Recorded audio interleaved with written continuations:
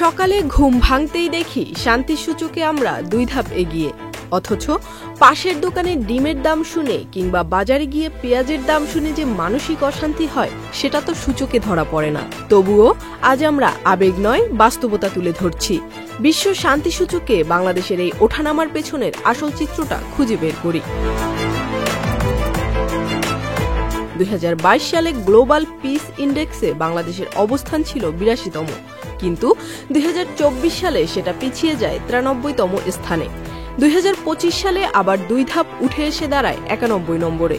এই সূচকটি তৈরি করে অস্ট্রেলিয়া ভিত্তিক institute for economics and peace, যারা 163টি দেশের শান্তির মান বিশ্লেষণ করে মূলত 3টি বিষয়ে: সামাজিক নিরাপত্তা, সংঘাতের মাত্রা এবং সামরিকীকরণ। Walton washing machine, simplifying life with hassle free washing. তাদের মতে সাম্প্রতিক কিছু সূচকে বাংলাদেশের উন্নতি হয়েছে, যেমন সামরিক ব্যয় কিছুটা কমেছে, সহিংসতা কমেছে, রাজনৈতিক স্থিতিশীলতা কিছুটা ফিরেছে। তবে প্রশ্ন উঠছে, বাস্তবে কি আমরা সেই শান্তি অনুভব করছি? 2024 থেকে 2025 সালের সময়টায় আমরা দেখেছি আন্দোলনের পর আন্দোলন, আইন শৃঙ্খলার অবনতি, দ্রব্যমূল্যের লাগামহীন ঊর্ধ্বগতি, বিচার বহির্ভূত মব জাস্টিস এবং সাধারণ মানুষের জীবনে অর্থনৈতিক সংকট। এছাড়াও দেশের শেয়ার বাজারে বড় ধরনের ধস, যেখানে হাজারো ক্ষুদ্র বিনিয়োগকারী তাদের সঞ্চয় হারিয়ে ফেলেছেন। বেকারত্ব ও মুদ্রাস্ফীতির চাপ তো ক্রমশ বেড়েই চলছে। দুর্নীতির ক্ষেত্রেও পিছিয়েছে বাংলাদেশ।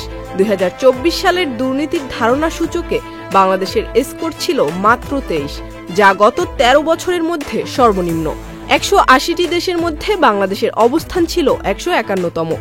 অবশ্য কেউ কেউ বলছেন এসব সংকটের মাঝেও বড় কোনো গৃহযুদ্ধ বা আন্তর্জাতিক সংঘাতে না জড়ানো বাংলাদেশের জন্য একটি ইতিবাচক দিক। শান্তি মানে হলো মানুষ যেন নিরাপদে বাঁচতে পারে, মত প্রকাশ করতে পারে এবং ভবিষ্যৎ নিয়ে আশাবাদী থাকতে পারে।